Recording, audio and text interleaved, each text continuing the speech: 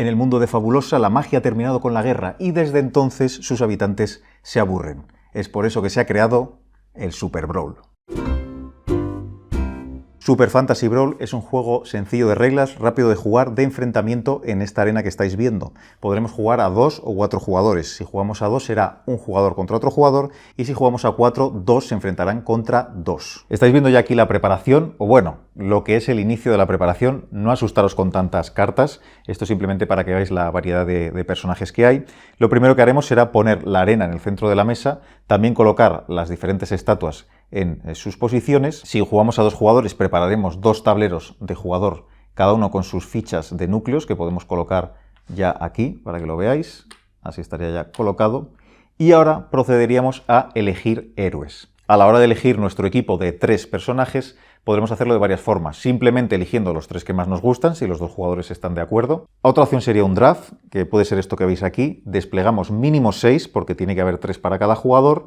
Y en orden de turno vamos eligiendo personaje. Un jugador elige uno, el otro jugador elige otro. Así hasta que cada uno tengamos 3. Aquí, por ejemplo, ya habremos elegido. Cada jugador tendrá sus 3 personajes con sus mazos y lo primero que haremos será ponerle peanas de un color. De esta forma sabremos con un simple vistazo qué personajes forman parte de nuestro equipo. Cada jugador colocará las cartas de cada uno de sus personajes en su tablero. Tienen 2 caras, lo tenemos que poner por la cara básica. Luego tenemos esta cara con la subida de nivel. Esto solo será cuando subamos de nivel, que luego explicaremos. Lo pondremos por la cara básica. Aquí podemos ver su vida y su defensa. Y además cada personaje también tiene un macito de cartas. Lo que vamos a hacer es barajar los 3 macitos de cartas, o sea, el mazo de cada uno de nuestros 3 personajes, juntos, directamente. Esto se barajará así y cada jugador con esto tendrá su mazo de juego. Ahora vamos a terminar el despliegue. Lo que haremos será sacar una carta de desafío que pondremos aquí. Estas son las cartas que nos van a dar puntos de victoria y pondremos otra en esta zona. Esta zona, como veis, no tiene copa, así que aún no se puede puntuar. Hasta que no avance no se podrá puntuar, pero nos sirve para saber lo que va a venir. Y colocaremos el macito con el resto de cartas de desafío en esta zona. Ahora, empezando por el primer jugador, colocaremos trampas. El primer jugador colocará 2, como veis hay zonas marcadas para trampas, pues pondrá 2 y luego el segundo jugador pondrá otras 2. Es importante que no se puede ver lo que tienen esas trampas. Lo descubriremos por sorpresa cuando pasemos por esas casillas. Toca robar cartas. El primer jugador robará 5 cartas y podrá descartar cualquier cantidad de ellas para volver a robar la misma cantidad.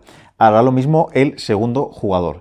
Y por último ya desplegaremos en nuestra zona de despliegue los personajes. Y con esto hecho podremos empezar la partida. El objetivo del juego es ganar puntos de victoria, que se representan con estos iconos que veis aquí y a la vez con los tokens. Según vayamos ganando puntos de victoria, robaremos estos tokens. Cuando un jugador llegue a 5, habrá ganado la partida. ¿De qué depende robar más o menos? De la posición de la carta que acabamos de completar. Si completamos este desafío, nos dará un punto de victoria. Pero si este desafío está, por ejemplo, aquí, nos dará 2 puntos de victoria. Por lo tanto, según avanza, mejora su valor, luego vuelve a decaer y finalmente, si no se ha llegado a cumplir, se elimina. La ronda empieza con el jugador inicial jugando y lo primero que va a hacer es comprobar si cumple alguno de estos objetivos, que os los voy a explicar ya porque son bastante sencillos de entender. Por ejemplo, este te dice que tengas 2 o más campeones adyacentes a la estatua de Smash, que como veis es esta de aquí, por el color azul. Por lo tanto, si esta carta, imaginad que está así, empieza nuestro turno y tenemos a estos 2 personajes aquí, cumpliremos el objetivo, nos darán los 2 puntos de victoria y esta carta se eliminará. Esta, por ejemplo, nos dice que tengamos 3 campeones adyacentes a la misma estatua, independientemente de qué estatua sea. Puede ser también la misma, así que podremos llegar a cumplir incluso más objetivos en una misma ronda. Puedo enseñar alguna carta más. Esta, por ejemplo, te dice que tengas 2 personajes subidos de nivel, que, bueno, ahora veremos cómo se hace, pero esta carta te pide eso, tener 2 personajes subidos de nivel, o esta, que controles la Creation Area, que es esta de aquí, la amarilla. Controlarles tener más personajes que tu rival. Son cartas muy sencillas de entender, objetivos muy sencillos y la idea es que tienes que tener el objetivo cumplido al inicio de tu turno. ¿Eso qué significa? Que durante tu turno vas a intentar cumplir ese objetivo, vas a intentar dejar a los personajes, por ejemplo en este caso en una estatua, para que te puntúen, pero vas a tener que esperar también el turno completo del rival y que te vuelva a tocar para puntuarlos. Así que siempre tu rival va a tener oportunidad para arrebatarte o evitar que consigas esos objetivos. Ahora vamos con la fase de activación. El jugador que tiene turno lo que haría es, con las 5 cartas que tiene en la mano,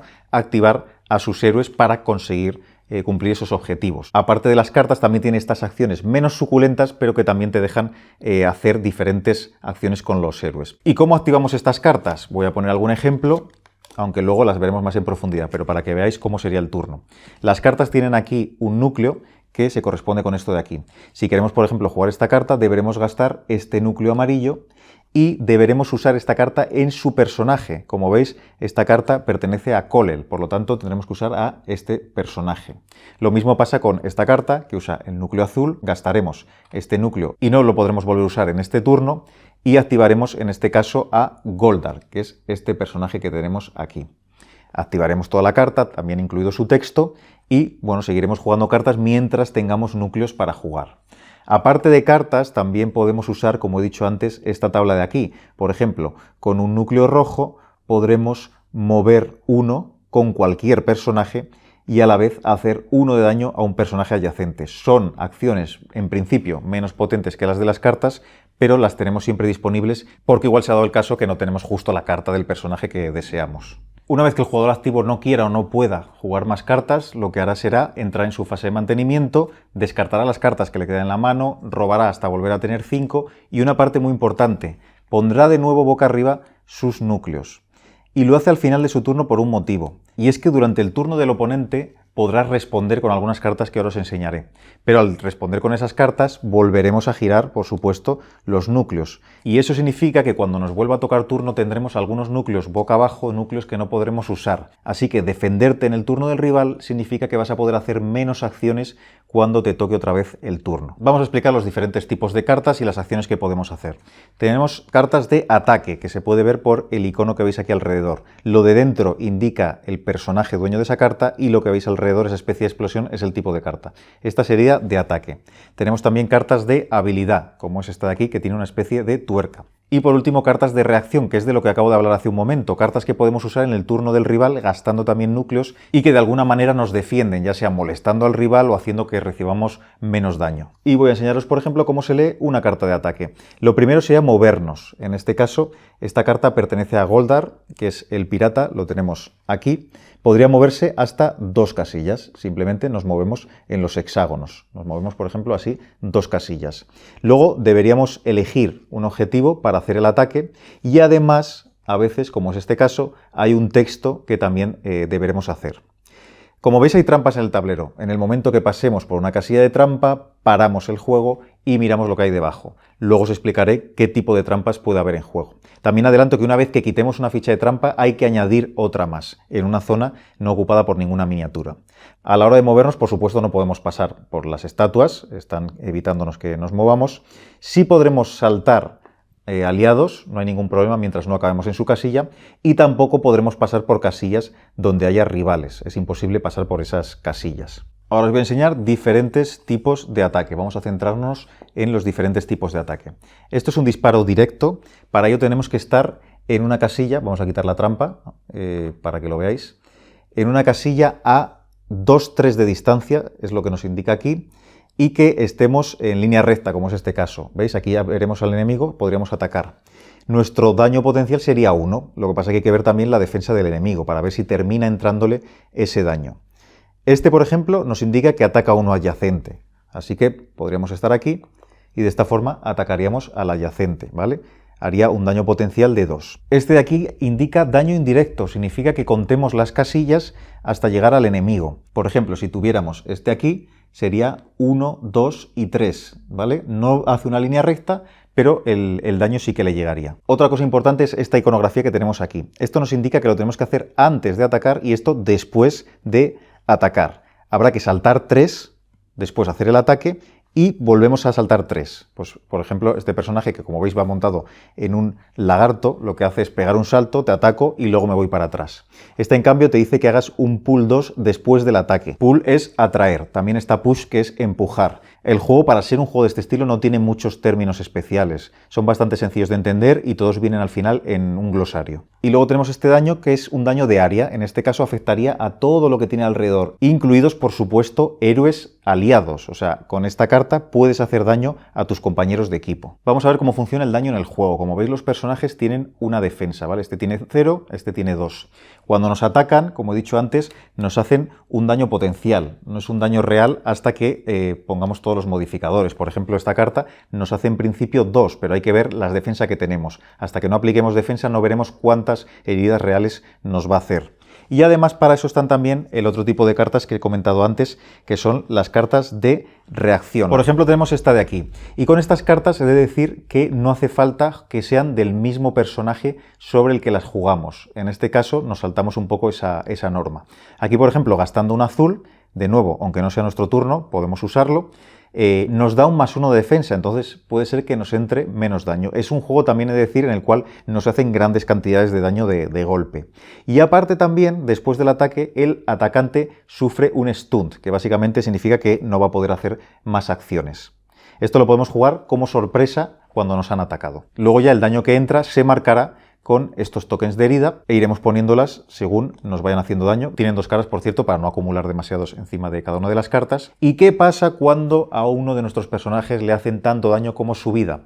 No muere, en este juego no hay eliminación. Simplemente ese personaje se marcha del tablero y estará ese turno fuera. Después podrá volver a entrar. Y ahí no queda la cosa. El personaje que ha conseguido dejar KO a un personaje rival subirá de nivel. Para ello daremos la vuelta a su carta.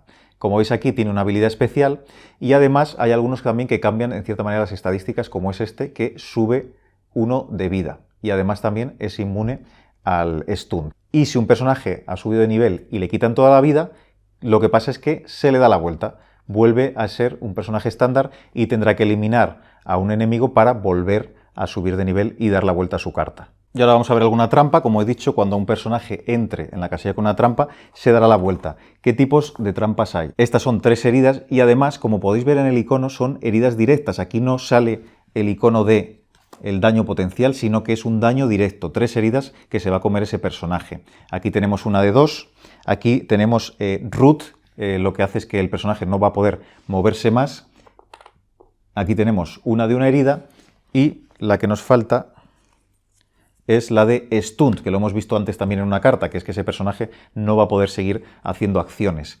De nuevo, no tiene muchas habilidades especiales el juego, es bastante sencillo de entender y continuamente en las cartas y en las trampas se repiten las mismas habilidades y de esa forma hace que sea muy sencillo de entender y de aprender a jugar. Una vez que ambos jugadores han hecho su turno, los desafíos se van a desplazar hacia la derecha y va a salir uno nuevo. Y recordad que esta es la forma de ganar la partida.